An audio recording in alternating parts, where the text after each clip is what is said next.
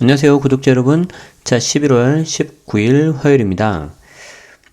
제가 어제, 그러니까 11월 18일 월요일은 뉴스를 못 올려드렸죠. 죄송합니다. 제가 매주 이제 월요일은 부부의 날인데, 와이프하고 이제 좀 임양 좀 가고, 어디 좀 들렀다가, 저녁에 이제 와서 좀 늦더라도 업로드 하면 되겠다 해서 이제 아침에 못했어요. 아침에 했어야 되는데. 예, 그랬는데 이제 저녁에 갑자기 좀 제가 지금 다른 일이 있었는데 와이프 거 뭐 봐주느라고 이게 애매해가지고 늦어가지고 도저히 못하겠더라고요. 그래서 뭐 그냥 일부러 억지로 하면 뭐 한 밤 11시 넘어서 12시에 올리긴 올릴 텐데 무슨 의미가 있어요. 그쵸? 그래서 그냥 밤 8시쯤에 제가 이제 죄송하다고 좀 이번에는 좀 못 올려드리게 됐습니다. 라고 이렇게 그 커뮤니티에다가 유튜브 커뮤니티에다가 이제 올렸어요. 그래서 본의 아니게 기다리셨던 분들에게는 너무너무나도 죄송하게 좀 못했습니다. 그래서 이게 좀 이게 한 내년 정도 되면 뭔가 개편이 필요할 것 같아요. 이 데일리 뉴스도. 그래서 지금 생각하고 있는 거는 어차피 이제 주말에 좀 다 쉬시니까 일요일 날 이게 좀 그날 하루를 좀 쉴까 아니면 월화수목금 5일만 할까 좀 고민인데요. 뭐 이렇게 좋은 아이디어 있으면 뭐 댓글로 알려주시고 정말 야 이거 신박한 아이디어다 그러면 제가 뭐라도 선물을 드릴게요. 뭐 선물을 뭘 드려야 되나? 제 사무실 오시면 제가 아주 맛있는 거 사드리겠습니다. 정말로. 자, 일단 오늘 기사 볼게요. 특히 오늘 날씨 굉장히 쌀쌀한데 감기 걸리지 않게 유념하시기 바랍니다. 자, 봅시다. 제목이 1주택도 2년 거주 의무화, 매물 절벽 부른다. 자, 굉장히 그 제목에 중요한 내용이 다 들어가 있는데 조금 제가 이제 당부드리고 싶은 말씀이 뭐냐면 제목을 보고 내용까지 보시면 좋은데 여기서 제목만 보고 에이 그냥 하고 넘어가 버리면은 이게 어떻게 되냐면 1주택자도 무조건 2년 거주하래 이렇게 돼버려요. 그래서 그건 아니고 반은 맞고 반은 틀린 이야기예요. 그래서 그건 아니고 어떻게 되냐면 일단 봅시다. 자, 일단 시가가 9억 원 이상 고가 아파트에 대해서 실거주하지 않고 장기간 소유만 하고 있던 1주택자들이 절세 대신 상승 가능성에 베팅한 것으로 나타났다. 무슨 말이냐면 일단 조건이 9억 넘는 고가 아파트여야 돼요. 고가 아파트. 그래서 고가 아파트인 경우에 1주택이라서 비과세가 되는 경우, 그러니까 고가 아파트이면서 비과세가 동시에 돼야 돼요. 아시겠죠? 그래서 9억이 넘는 고가 아파트면서 비과세가 되는 아파트라면은 9억까지는 비과세고 9억 초과 부분에 대해서 세금을 내는데 이 세금, 9억 초과 부분 세금에 대해서 최대 80%를 장기보유 특별공제를 넣어줘요. 그래서 그냥 비과세인 것과 거의 유사하게 효과가 이게 나왔는데 앞으로는 이 9억 초과분에 대한 80% 장특공 있죠. 이 부분이 거주를 해야지만 된다는 거, 이 부분이. 그래서 비과세 판단하는 데 있어서 거주가 무조건 들어가는 건 아니고요. 내가 만약에 2년 보유만 해도 비과세가 된다, 그러면 보유만 해도 돼요. 근데 뭐 예를 들어서 조정대상 지역이 지정되고 나서 샀다? 그러면은 거주를 해야 이제 비과세가 되는 거고. 그런데 그때 비과세 요건이 중요한 게 아니고 9억 초과 부분에 대한 장특공 80% 이게 앞으로 거주 요건이 들어가 버린다는 거예요. 이때도 거주 요건은 또 헷갈린 게 뭐냐면 조정대상 지역하고 아무 상관없어요. 그래서 얘는 무조건 다 거주해야 돼. 그래서 내년부터는 2년간 거주해야만 해당 혜택을 받을 수 있어서 서울 주요 지역의 매물 잠김 현상이 심화될 것이라는 전망이 나온다.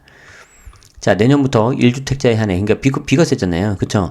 양도차에게 최대 80%를 공제해줬던 장기 보유 특별공제 혜택이 2년 거주 요건을 채우지 못하면 30%까지로 줄어든다는 거죠.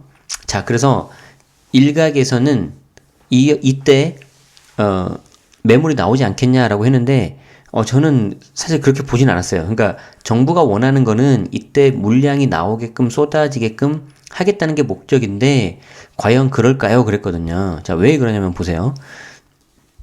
자, 그동안 집을 한 채만 갖고 있던 소유주는 9억 원이 넘는 고가주택이라도 양도세를 크게 걱정할 필요가 없었다. 이게 조건이 뭐냐면 실거래가 9억 초과 1주택 등 비과세 요건 갖춰야. 그러면은 이 경우 9억까진 비과세, 9억 초과 부분에 대해선 최대 80% 장특공 가능. 그런데 20년 이후부터는 80% 장특공을 받으려면 2년 거주를 해야 가능. 여기는 요거 뭐든지요. 전지역이에요, 전지역. 그래서 요 흐름을 좀 아시면 좋겠어요. 그래서 내가 비과세 요건을 갖추고 실거래가 9억 초과인 고가주택인데 이때 9억까지는 비과세고 9억 초과 부분에 대해서는 최대 80% 장특공이 가능해요. 그래서 여기까지가 2019년까지 버전이에요. 이게 이제 2019년까지 버전인데 이게 이제 내년부터 바뀐다는 거죠. 어떻게? 이제 20년 이후부터는 장특공 받으려면 무조건 2년 거주해야 된다. 이게 된다는 거죠. 자, 그동안 집을 한 채만 갖고 있던 소유주는 9억 원이 넘는 고가주택이라도 양도세를 걱정할 필요가 없었죠. 이게 제가 정말 말하고 싶었던 거죠. 왜? 이런 분들은 오히려 관심 없어요. 왜?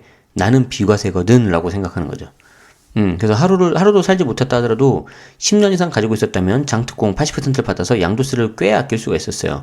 9억까지는 비과세, 그리고 9억 초과분도 80% 장특공 들어가니까.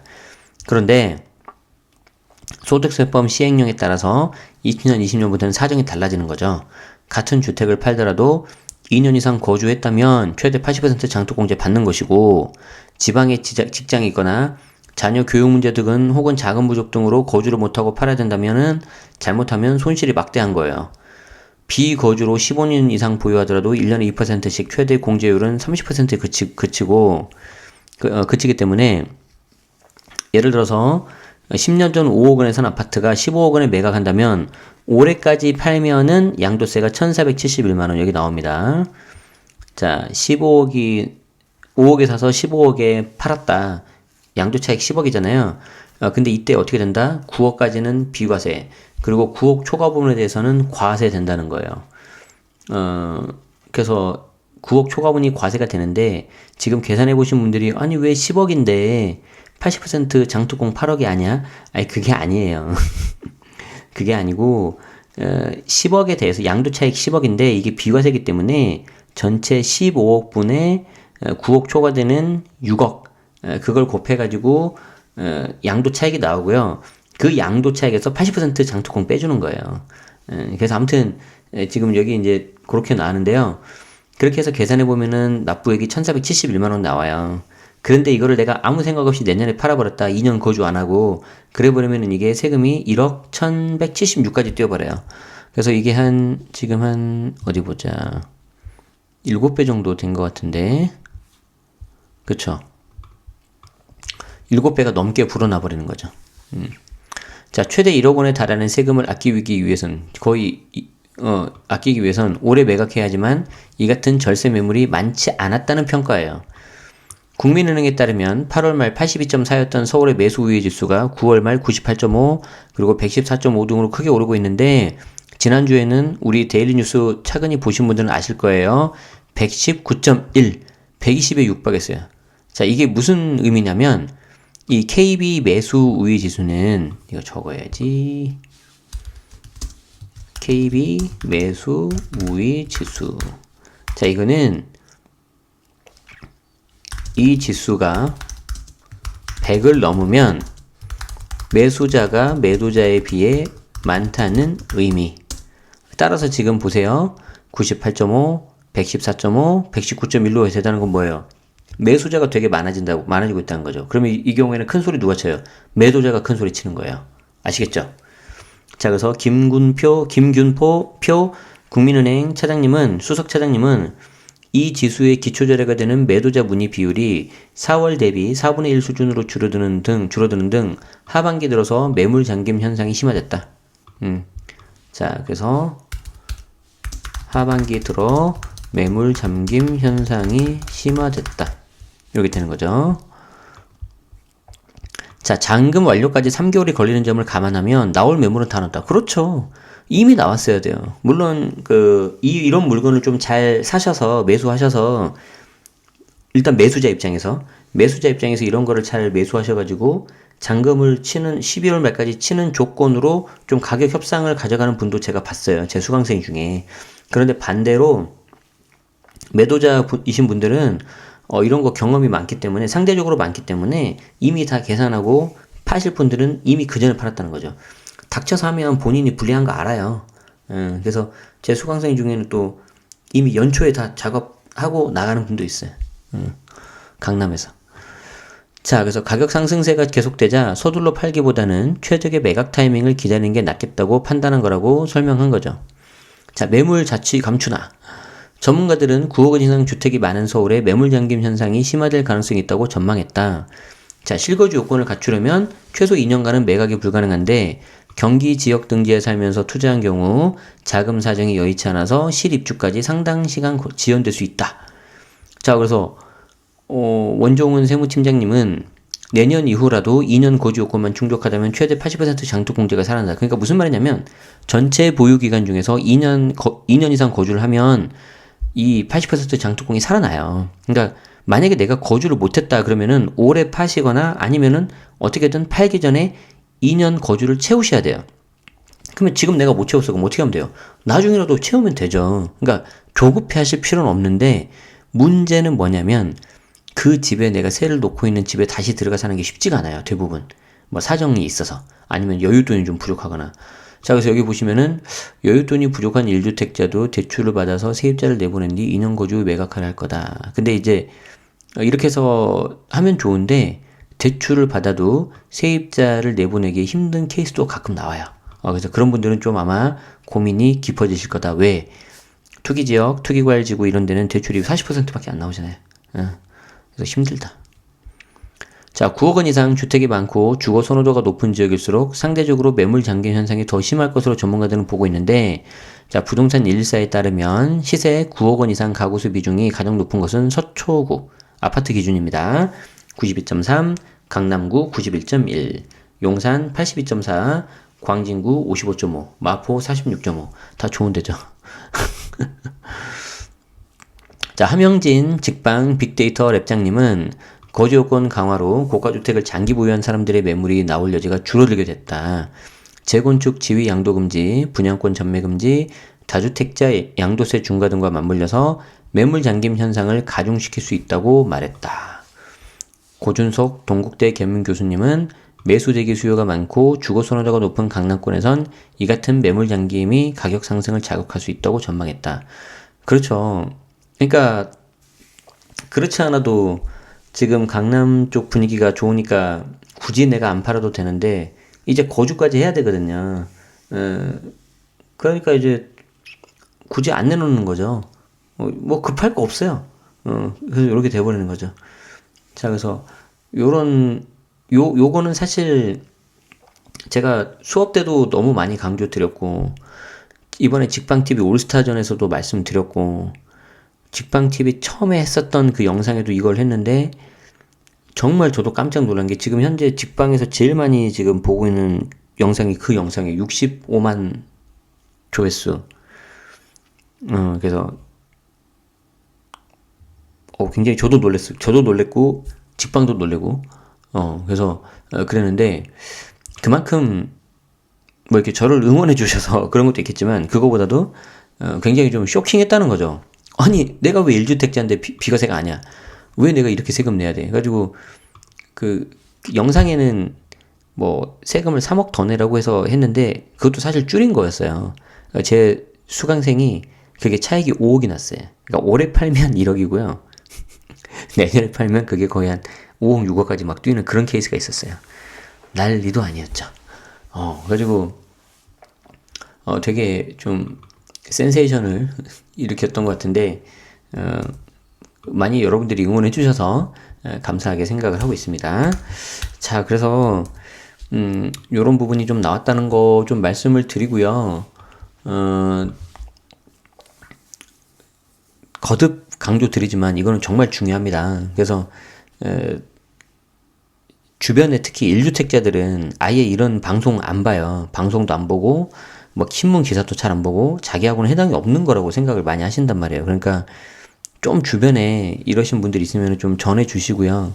우리 알고 그냥 내가 세금 내면 그래도 괜찮은데 모르고 이거 내가 당하면 이거 되게 약간 이거 기분 나빠요. 그러니까 좀 말씀해 주셔서 이렇게 좀 선의의 피해자가 없게끔 모르고 당하면 좀 그렇다니까요. 그래서 그렇게 좀 해주시고요.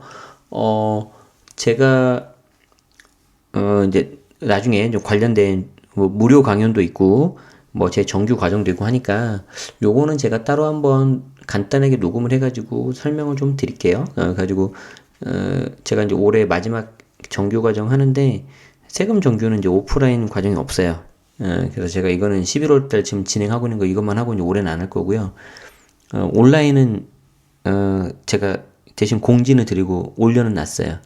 내년에 좀 개편을 하되 양은 좀 더 줄어들 거예요. 그러니까 지금 있는 게 양은 제일 많아요.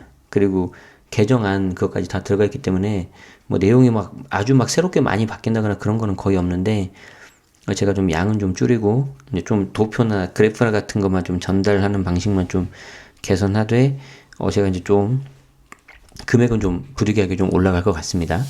그래서 들으실 거면 12월에 들으셔도 괜찮을 것 같고요. 그리고 이제 실거주는 이제 오프라인하고 온라인 다 같이 하고 있어요. 그래서 오프라인은 이제 12월 첫째 주 그때 하니까 필요하신 분들은 하시면 될 것 같아요. 그래서 그건 제가 간단하게 좀 하고요. 그리고 이제 제가 이제 후원사 그 강의를 이제 좀 시작을 하게 됐는데 대신에 이제 지난번에 한번 첫 그거를 일산에서 했는데 좀 이제 중간에 광고 부분이 좀 많이 들어가서 제가 좀 그거는 개선을 요청드렸고요. 그래서 이번에는 역삼에서 한번 하는데 훨씬 더 이렇게 좀 깔끔하게 이게 좀 진행될 것 같아요. 그래서 필요하신 분들은 그런 거 참 활용하셔도 괜찮을 것 같아요. 무료니까. 무료라고 제가 대충 하거나 그러진 않습니다. 그래서 지난번에 일산 강의 들으신 분은 아마 아실 거예요. 그래서 그런 거는 제가 따로 한번 하겠습니다. 자, 어제 제가 좀 영상을 못 올려드려서 좀 죄송하다는 마음으로 조금 더 이렇게 간단하게 짚어보려고 했는데 좀 더 자세하게 살펴봤고요. 계속해서 여러분들한테 도움되는 정보 드리도록 하겠습니다. 자, 오늘 하루도 잘 지내셨나요? 좀 좋은 것도 있었을 테고 아쉬웠던 부분도 있을 거예요. 근데 또 우리에겐 내일이 있잖아요. 그쵸? 그렇기 때문에 오늘 저녁 밤에 한번 이렇게 잘 정리해 보시고 내일 이렇게 하면 더 좋겠다라고 생각하셔가지고 더 나은 내일을 맞이하시기 바랍니다. 그러면서 우리도 스스로가 하루하루 더 성장해가는 것 같아요. 그쵸? 그래서 늘 여러분 자기 자신 잘 생각하시고 여러분 스스로를 잘 이렇게 아껴주시면 좋겠어요. 그래서 내 스스로를 아끼면 뭘 하나 먹더라도 좀 더 좋은 거 드시고 이렇게 좀 그렇게 하시면은 훨씬 더 좋지 않을까 생각이 됩니다. 자, 오늘자 데일리 뉴스 여기서 마치도록 하죠. 편한 밤 되시고요. 저는 또 내일 좋은 기사로 도움되는 기사로 찾아오도록 하겠습니다. 자, 지금까지 채널 제네시스 박 데일리 뉴스였습니다. 고맙습니다.